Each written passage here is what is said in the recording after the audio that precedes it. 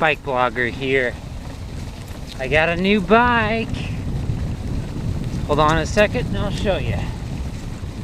Woo!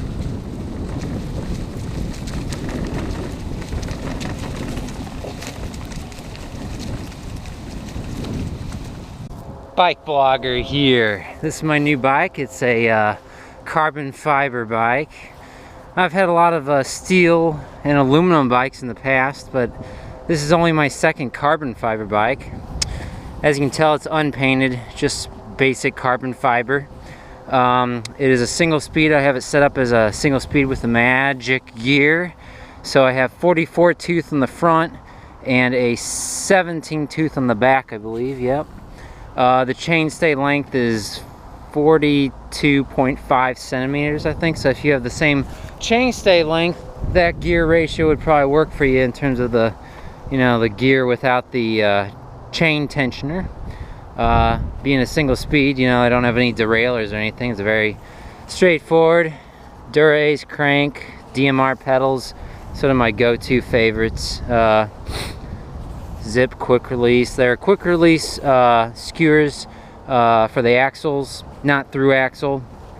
No disc brake. These are cantilever brakes, or mini V brakes actually is what I got set up here. Got a little foam there to try to prevent noise, but I think I'm getting a little rattling noise with my fenders here. I think it's probably this plastic on plastic that's causing it, so I need to put a little spare inner tube or something between the two surfaces. That might dampen the noise I'm getting. This is unbranded Chinese carbon. Actually, the carbon fiber is designed, the material is designed in Japan, I think. Toray, something like that, T800. So it's not, state of the art or anything like that. The frame itself weighs a little over 1,000 grams. So it's a standard carbon fiber by modern day standards. Fork, is also all carbon fiber. It's fully carbon fiber, so it won't rust, but it's carbon fiber. It's delicate, so you crash it, you could be SOL, so to speak. So just to give you a rundown on the components of this bicycle, Dura-Ace crank, wolf tooth chain ring. I have a 9-speed chain on here. I should probably switch it to 10-speed to get a little better chain retention up here, but it seems like the 9-speed's working fine and it's so much more affordable. I taped over the holes where the internal cable routing goes. I just got some old inner tube up here holding my full-length brake cable housing onto the frame. I don't like internal cable routing. One thing with these cheap frames is they don't really have any internal, they don't have any, usually, I think, internal foam sleeve or anything inside to reduce rattling. So you're kind of on your own to figure out that, or just deal with the rattling, and so that's what I did anyway. Down here we got a wolf tooth single speed aluminum cog, so that'll wear quicker, but of course saving on weight. Got the Onyx Hub down here. It's a silent hub, sprag clutch, so there's no slop. In terms of engagement of the pawls. There aren't any pawls. It's a sprag clutch assembly, kind of like what you find in a helicopter, with its wings. I guess that's what you call them, rotors. Planet Bike full bike fenders. These aren't the Cascadia types. I don't have mud flaps. I might add mud flaps. You can see I don't have great coverage in the front there. It should probably be down about here or so, really low as you can go pretty much. Clincher tires, Schwalbe Marathon Supreme. They don't make these anymore, 28mm wide tires, so I'll probably go to the Schwalbe Durano or the Continental Grand Prix 4th season or whatever once these tires wear down. What I like about them though is they got the reflective strip on there. Lightweight wheel set, under 1,500 grams, I think. Cantilever brakes, TRP. These are the fancy Tektro brand brakes. I got them towed in pretty dang close there. I'm still tweaking the brakes and the bike noise and stuff. SRAM rival brake levers. I tore out the internals inside that. It's like there's extra stuff in there. It's kind of structural maybe, I don't know. I think it was stuff though related to the shifting mechanism on the SRAM rival shift levers, and when they manufacture them, they just kind of keep some of the parts in there, which don't do anything. So I took them out, and it took out all, there was like a rattling noise, so they got rid of the rattling noise, greased it up, it's all good to go. KCNC stem here, Easton EA70 handlebars. Had these on my Surly, I've now moved them onto here. It's quite a bit of stimmage going on there. The fork steer, I could cut it down some more maybe, but it feels pretty good. This is actually, this bike rides actually kind of squirrely. It's actually very, it almost feels like a race bike. It might be because the chainstay length is sort of short. It could be the, you know, head tube angle and all this other goodness up there in the front with the fork geometry and the trail and everything causing a sort of like a twitchy sort ofness, which is okay. I didn't expect it to be like that. That's a risk you take when you buy a bike online. You can't try it ahead of time, and you build it up yourself. You never know. Thing about the seat post here, this is a Thompson Elite seat post. I had to get a wider seat post because this is like a 31.6 seat tube.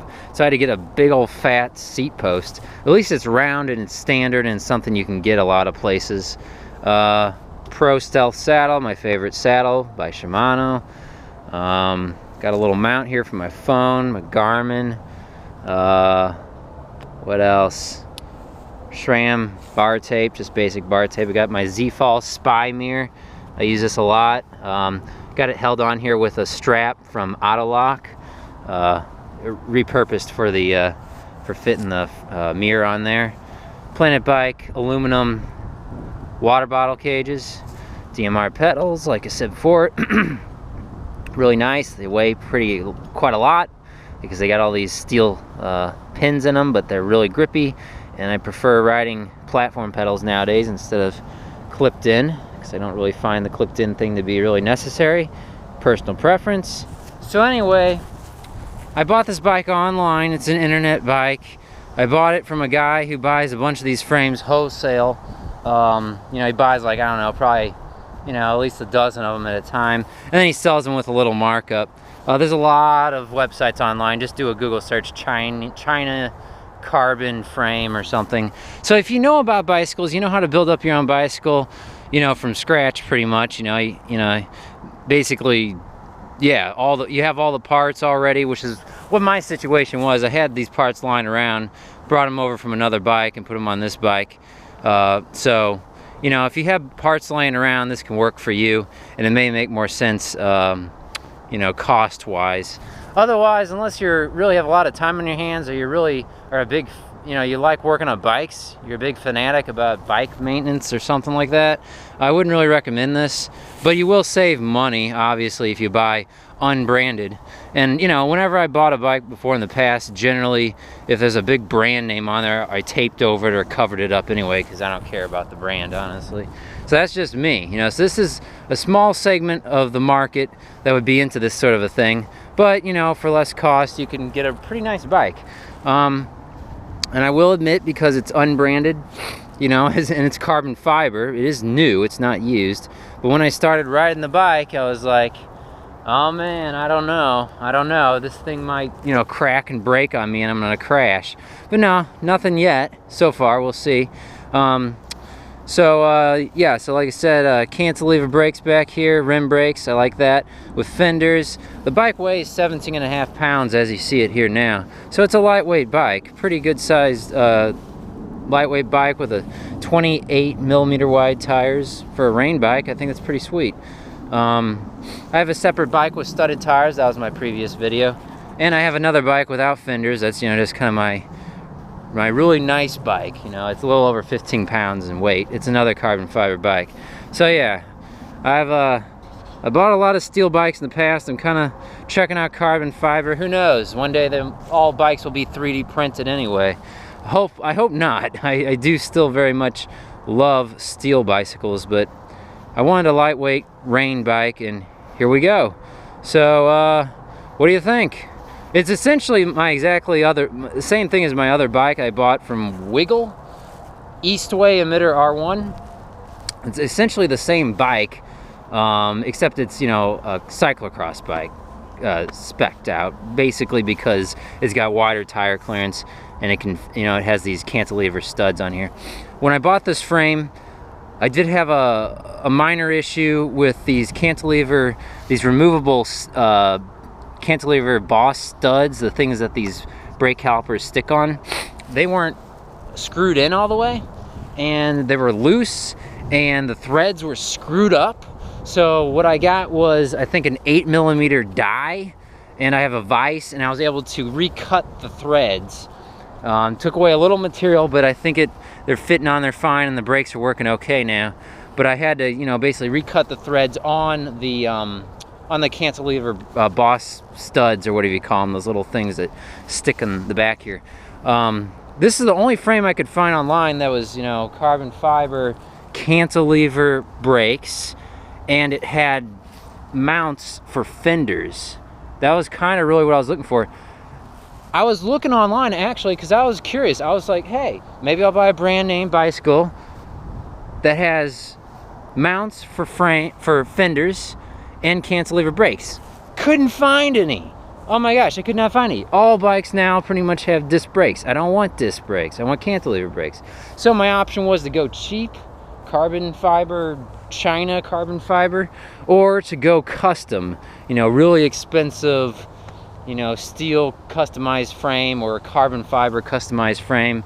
I didn't want to go that route, you know, or buy a really old used bike, which is a possibility. I've bought used bikes in the past, but I wanted a brand new, nice, lightweight bike. And, you know, I know a lot about bicycles, enough to be a little dangerous, I guess, with bikes.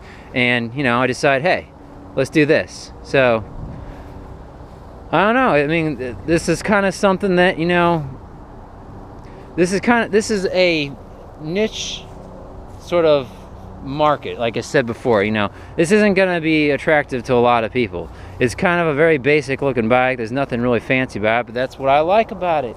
It's a simple bike, single speed, lightweight, fenders, cantilever brakes. You know, I love it. What do you think? Let me know. Comment section below, and we'll see you next time. Woo!